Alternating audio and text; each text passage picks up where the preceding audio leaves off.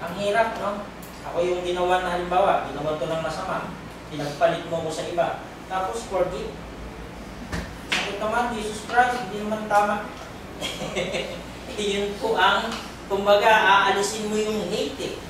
Kaya mabigat na usapin, sabi ko nga po sa inyo, yung tungkol dito sa mga bagay na ito sa divorce, marriage, and remarriage. Dahil ito po ay umiikot sa napakaraming katanungan na sana ay kung kulang pa yung paliwanag ko, pwede nyo rin kong i-research sa sarili nyong pag-aaral na makikita natin ang mga kalooban ng Diyos patungkol sa Christianity. Ano po? Sana makita natin ng malinaw yung mga bagay na ito. Hindi yan, kumbaga, basta-basta papayagan. Kaya pinayagan niya ni Moses, at alam naman din ng Diyos yan, dahil marami sa Israel ang nangangalo niya. Nakita niyo yung binanggit natin kanina na pagsamba doon sa Diyos-Diyosan, tinuturing ng Diyos, pangangalit niya sa Kanya. Kasi, bakit? Katak sila. Sumasamba ka sa akin bilang Diyos. Tapos magkakaroon ka dito ng sinasamba yung Diyos-Diyosan, iniibig mo ito, iniibig mo akong taksi. So, ininarawan niya ngayon sa church, ay sa tinatawag na mga tao, na ganoon din na kung iniibig mo itong isa lang, huwag kang iibig sa iba. Dahil yan ay counted sa tinatawag na adultery. Sana po, nasagot kay Brother Bong. Ano po, salamat sa inyong katanungan. Brother, iyon po. Na. Kasi dapat sa yung sa pag-aaral ng mga bata. Dahil kanina ngayon wala nang galang, di ba? Hindi, yung GMRC dapat sana hindi na-ish. Ay, sa values po ba? O sa values. Dahil yun ang magtuturo sa mga bata ng moral at galang sa magulang. Isa pa akong tanong. Katulad doon sa Deuteronomy 20:13. Ang nakalagay lang yung lalaki sa lalaki. Bakit wala yung babae sa babae? Parang ano lang po yun.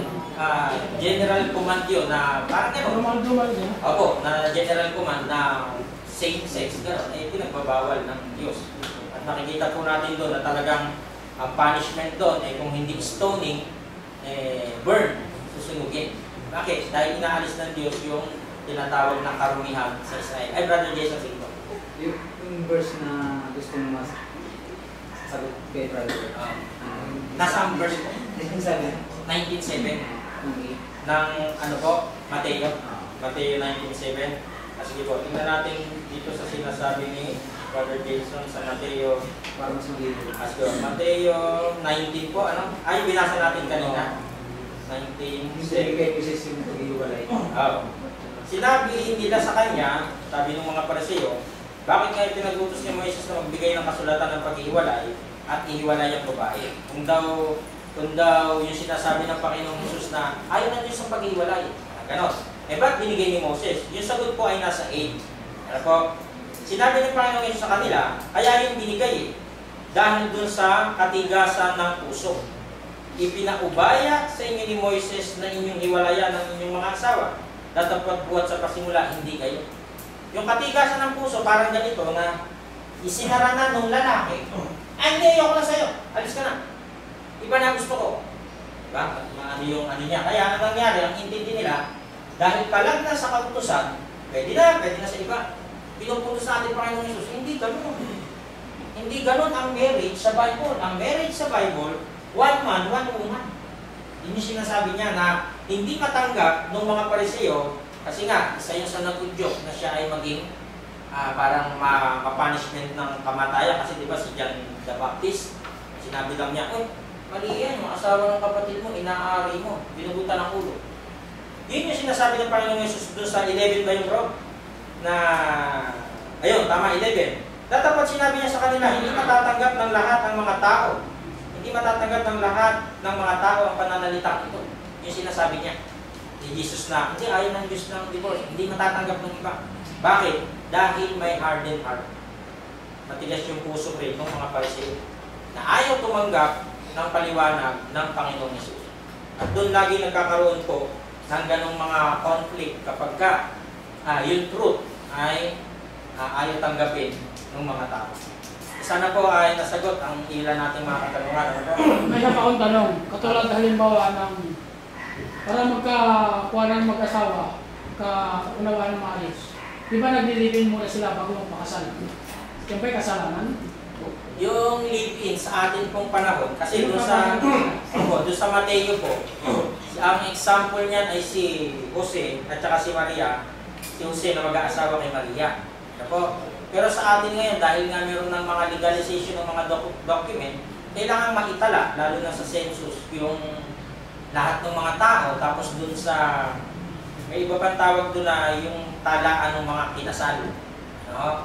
Na kailangan maging legal. At sa batas ng tao ay illegal, pero sa batas ng Diyos, yung hindi kasal na yun, hindi naman siya illegal. Bakit hindi naging illegal? Lalo na kung merong anak. Kasi parang ikinasal na kayo ng Diyos doon sa pagsasama ninyong dalawa na iniwan niyo yung inyong ama at ina para maging lalong legal sa batas naman ng tao. Ano po? Kasi meron talagang hindi naniniwala doon sa kasal eh. Kasi bakit pa eka? Pwede naman palang live-in. Hindi pwedeng for life live-in. Pero nagpakasal din naman sila. Dapat sila magpakasal kasi yun ang hinihiling ng batas. Kasi sinasabi ng iba, hindi na kailangan ikasal kasi pag maghihiwalay, problema eh. Mga conjugal property, mga ganun-ganun. Hindi, yun ang utos eh. Di ba? Yun yung ginagamit na iiwan ng ama kanyang ina. Yun yun eh. Di ba? Magbabayin sila. Kaya kailangan ng kasal. Kumbaga, makikita nyo naman po yan sa mga batas na illegal. Halimbawa, bawal din sa EDSA, busway, may penalty, may punishment. So, ganun din. Ano ko? Na ngayon lang daw nauso kasi yung papel. At saka kami daw, na mga preacher, dapat hindi nagkakasal, dapat nagtuturo, kaya mga preacher. Eh ngayon, marami din paliwanag kasi hinahanap ng Securities and Exchange Commission na ang isang samahan, kung yan ni San Dios, kagaya nito sa ating Church of Christ, saan tayo papakasal? O, binigyan kami karapatan, yung mga preacher, bigyan ng lisensya para magkasal. Pero dapat hindi kami nagkakasal. Eh bakit? Eh sabi ng batas, magkasal. Yun. So ganun din. Ano po, doon sa usaping kasalan, dapat ay hindi for life live-in. Ang gusto ng Diyos ay kasal. Sasabihin pa ng iba dyan, sabi nga, hindi kami kasal eh, pero hindi kami nag-iwalay. Yung mga kasal dyan, nag-iwalay. Hindi ganun. Ano po? Kailangan sumunod tayo sa tamang proseso ng naayon sa batas para tayo ay maging katanggap-tanggap sa Diyos. Sana po, masagot. Sige po, brother. Hindi pa sila nagkakasalan, bro, kung hindi pa sila kasalan. Meron yun ako nakikita kasi utos nga po ng Diyos yun eh. Ano? Yun naman sabi nila, kayo lang naman kasi kayo yung Christian. Utos nga ito sa lahat ng tao. Yung tungkol dyan. Ano po, yung pagpapakasal niya, kailangan niya. Tsaka, ang tanong, ba't tayo magpakasal? Walang pera eh. Hindi mo kailangan pera. Sige po, meron po. Kasi, bro, kung tatanungin mo, ba't tayo magpakasal? Baka nandun sa pangangatwira na hindi to kaning mainit na susubo. Parang test nila sa dalawa bago sila magpakasal. Kaya yun yung parang ako sa ako.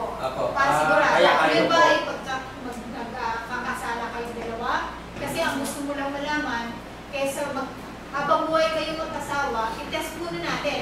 Yun yung ano ngayon na tao ngayon na. Pero wala pong test eh. Wala pong test. Kaya nga mangyayari, bago kayo magpakasal, may mahabang ligawan na. Yung inyong mga sarili, birhen, regalo ninyo na yan sa inyong mga sarili. So ito, malinis na ako. Regalo na yun eh. Ngayon, sabi nyo sa 24, I have found something indecency. Yun yung pinupunto ng lalaki dun eh. Muslim ka, marami asawa. Oo, patay. Yan po ang mabigat. Pwede pa doon makaurong. Pwede makaurong. Ang ibig kong sabihin, kasal na kayo. Ngayon yung sa inyong honeymoon na yun, pumunta sa kumpita yung panay lalaki. Kasal na sila. Paano yan? Ayun, isa na rin po yun sa magiging malaking problema. Ano po? Magiging isa rin yun sa cause ng ano. Kaya marami pong ano yan, maraming pasikot-sikot. Ano? Kaya sinasabi natin, tinuturo natin na yun nga, sinasabi nga sa Hebrew 13, maging marangal. Ano? Sabihin na yung pag-aasawa sa lahat ng tao, gusto ng Diyos, pangarap ng Diyos. Pero sa kasagraduhan lamang po nung kasal, yun ang gustong ipakita sa atin ng Diyos, kasagraduhan ng kasal.